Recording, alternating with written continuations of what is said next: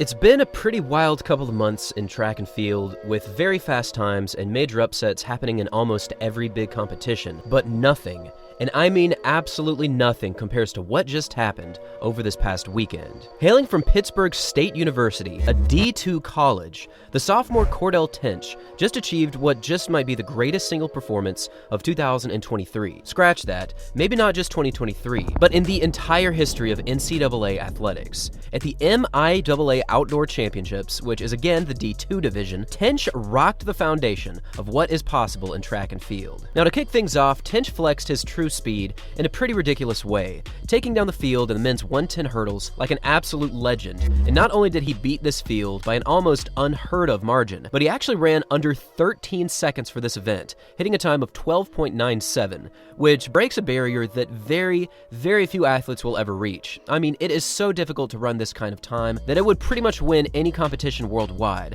aside from very few moments where an athlete like Grant Holloway or Devin Allen runs under 12.9 somehow. But my point is, at 12.97, Tinch just scorched this field, and it now lands him as the second fastest athlete of all time in the men's 110-meter hurdles. Now, there is a very important note here, that this 12.97 was achieved with an illegal tailwind. However, for hurdling, this can actually be a big disadvantage, because while you're running all out in a sprinting event like the 100, you naturally don't have to change your stride, you can just run all out forward. However, in the 110 hurdles, if you run too fast and get pushed forward too much, you can legitimately hit the hurdles, and it can slow you down a lot more. And even though this possibly presented a challenge where he had to chop his steps further, he still ran under 13, which is truly an eye-opening achievement for a D2 athlete. Now, if Cordell Tinch ran sub 13 by itself, this would already be worth covering, but this is just the beginning of what he did in this one competition, because in the long jump, he also achieved a huge mark of 8.24 meters, which is also an absolutely stunning distance to get in the long jump.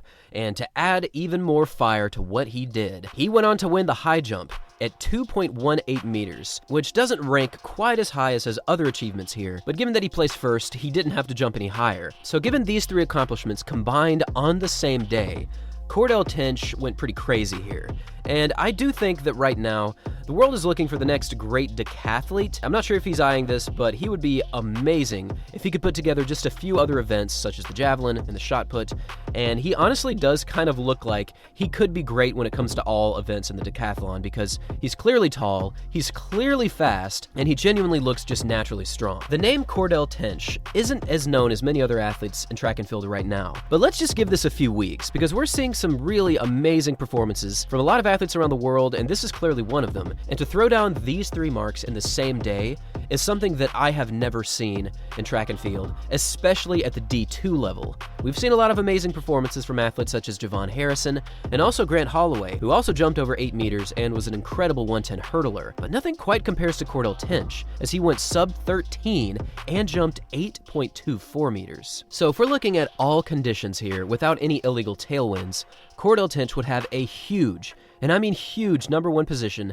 as the fastest NCAA athlete in the nation, as the athlete in the lead right now is Devin Brooks from Tennessee, who ran a very solid 13.26 earlier this season. But again, that's just the beginning, because also in the long jump this outdoor season, a jump of 8.24 would also place him quite comfortably in the lead, as the NCAA lead right now is from Jeremiah Davis at 8.19 meters. Now again, his high jump doesn't rank quite as high as his other events, but to get over 7 feet after already crushing these two separate events is something out of this world. Really, I think the primary event where he's shining at the moment is this 110-meter hurdles event, and if he can play his cards right, stay healthy, stay fit, and peak at the right time, I think he has an outside shot of making it to the World Championships. And it might not even be an outside shot, because if you're breaking 13 seconds, you're doing something that only about 24 athletes have ever done in the history of the 110 hurdles. So clearly right now, he's at an all-time level of excellence, and I'm very excited to see what he does moving forward. Now, it's already difficult enough for a collegiate athlete to make his way to a world championship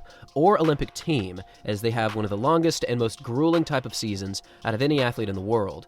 But it's even more of a challenge for a D2 athlete to do it, because they just do not get the same type of competition as a D1 athlete. But I gotta say, Cordell Tinch appears to have that focus and that ability. And specifically in the 110 hurdles, I wanted to highlight something that really impressed me. His front leg snaps down to the ground incredibly quickly, and this really gives him the ability to stay upright, it gives him the ability to get back to his running form, and honestly, he's taller than most athletes in the field, so he kind of has to chop those steps. But given this ability to snap that front leg down, he is going to be a problem for a lot of people this season. And I can almost guarantee that if he does not hit a hurdle or fall, he will go undefeated for the rest of the season in the D2 division. And if he can get into a good race with some D1 athletes, or even some athletes like Grant Holloway or Devin Allen, we're talking about a race that could present a huge opportunity for Cordell Tinch. Also, here's an extra piece of info about this athlete. A lot of his teammates reached out to me on Instagram, dying for me to cover him, and I gotta say, they reached out for a good reason, because this is absolutely stunning, and these are the kind of performances that you see from an all-time athlete, and I am very impressed by Cordell Tinch, and I am also very excited to see what he does for the remainder of 2023.